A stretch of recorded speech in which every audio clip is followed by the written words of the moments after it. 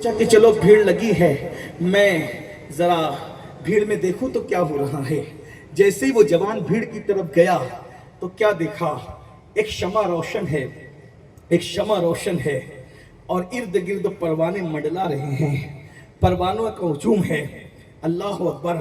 اس جوان نے، چھوٹی سی عمر تھی، جوانی کی شروعات تھی، اس جوان نے جیسے ہی حسن دیکھا کہنے لگا کوئی اتنا بھی خوبصورت ہو سکتا ہے، کوئی اتنا بھی حسن والا ہو سکتا ہے، کوئی اتنا بھی جمال والا ہو سکتا ہے۔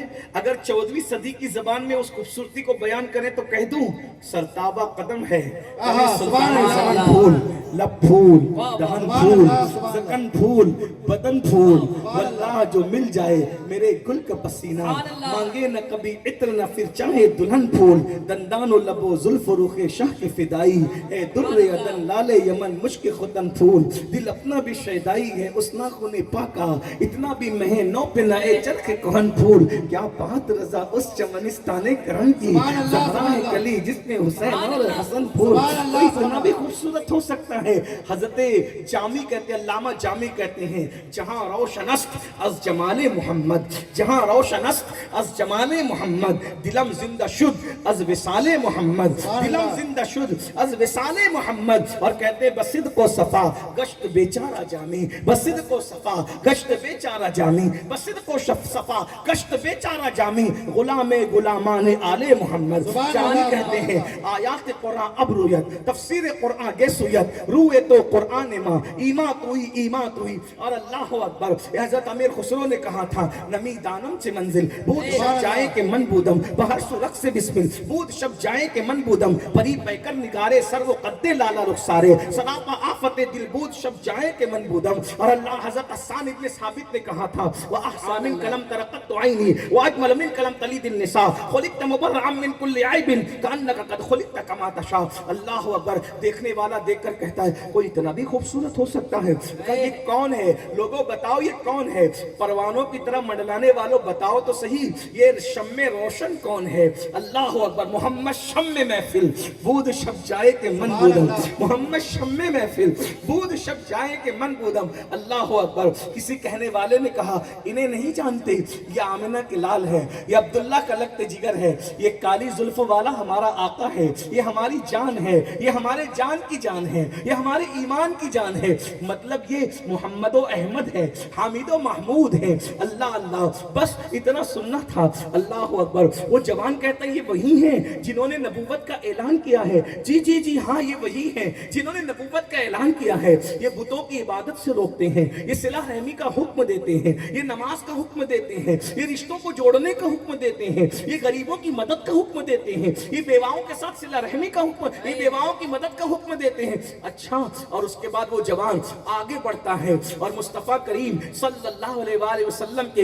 ریشم سے بھی زیادہ نرم اور مشک بھی سے زیادہ مشکبار ہاتھوں میں ہاتھ دے کر کلمہ پڑھتا ہے اور کلمہ پڑھ کے مومن بنتا ہے۔ اور پھر وہ جوان ایمان قبول کرنے کے بعد جب اپنے گھر کی طرف لوٹتا ہے تو گھر والوں کو پہلے سے جا کر کوئی چغلی کر دیتا ہے، دیکھو دیکھو تمہارا بچہ جو ہے وہ مرتد ہو گیا ہے، محمد کے ہاتھ پر وہ جو ہے کلمہ پڑھ کے معاذ اللہ مرتد ہو گیا ہے۔ جیسے ہی اس جوان کا نام تاریخ میں عبداللہ بتایا جاتا ہے، میں اس تاریخ کے واقعے کو اپنے الفاظ کے جامع میں پیش کر رہا ہوں۔ اس جوان کا نام عبداللہ بتایا جاتا ہے۔ عبداللہ کے گھر پہ عبداللہ کے پہنچنے سے پہلے کوئی چگل خور چگلی کرتا ہے اور چگلی کرنے کے بعد کہتا ہے تمہارا بیٹا معاذ اللہ مرتد ہو گیا۔ جب عبداللہ کے گھر پہ بات پہنچی، عبداللہ کے گھر بات پہلے پہنچی، عبداللہ بعد میں پہنچے۔ عبداللہ پہنچتے ہیں، ان کا چچا نے پرورش کی تھی، باپ کا انتقال ہو گیا تھا، بیوہ ماں چچا کے جو ہے وہ مرہون رہنے منت تھی،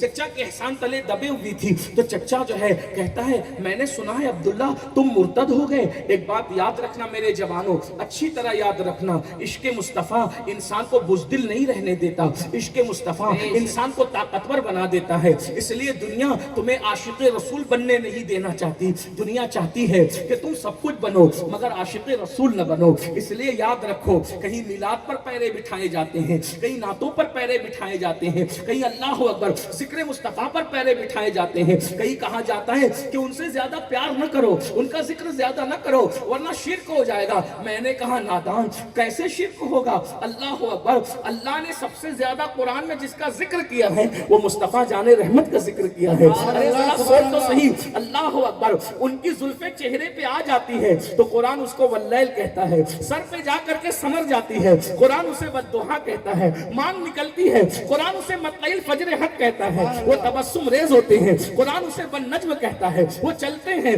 قرآن لا اقسم بہذا البلد کہتا ہے. حتیٰ کہ اگر وہ جلال میں آ کر کے کسی کو کنکر مار دے تو قرآن اس کو بھی بیان کرتا ہے, وما رمیتا اذ رمیتا ولکن اللہ رمی. وہ کمبل اوڑھ لیتے ہیں قرآن یا ایھا المدثر کہتا ہے, وہ چہرے پہ چادر ڈال لیتے ہیں قرآن یا ایھا المزمل کہتا ہے. اللہ اکبر, ان کے سفر کو قرآن سبحان الذی اسری کہتا ہے, جانے کو سبحان الذی اسری کہتا ہے, آنے کو ما ضل صاحبکم وما غوی کہتا ہے, ان کی نگاہوں کو ما زاغ البصر کہتا ہے. ان کی ادائیں تو دیکھو, ان کی اداؤں پہ قرآن آتا ہے, آغاز سے اخیر تک قرآن نعت مصطفیٰ محبوب کے بیان کا کیسا انوکھا ڈھنگ ہے. اللہ اکبر, اس لیے دنیا تمہیں عاشق رسول بننے نہیں دینا چاہتی, دنیا چاہتی ہے کہ تم دنیا کے گناہوں کے اندر مبتلا رہو, عشق رسول نہ کر سکو. اس لیے کہ دنیا جانتی ہے جس دن تم عاشق رسول بنو گے اس دن خطیبوں کو نماز پر تقریر کرنے کی ضرورت ختم ہو جائے گی. جب عاشق رسول بنو گے تو مسجد بھی بھرو گے. جس دن تم عاشق رسول بنو گے اس دن افیئر کی مذمت میں تقریر کرنے کی ضرورت ختم ہو جائے گی, کیونکہ جب آمینہ کے لال کو دل دے دو گے تو پھر کسی سے دل نہیں لگاؤ گے. جب تم عاشق رسول بن جاؤ گے تو شراب کی مذمت پر تقریر کرنے کی زحمت خطیب کو گوارا نہیں کرنی پڑے گی, کیونکہ جو عشق مصطفیٰ کا شراب پیے گا وہ پیخانے کا رخ کب کر سکے گا. اس لیے کہ اللہ اکبر, دونوں شراب میں فرق ہے, وہ شراب گرا دیتی ہے, یہ شراب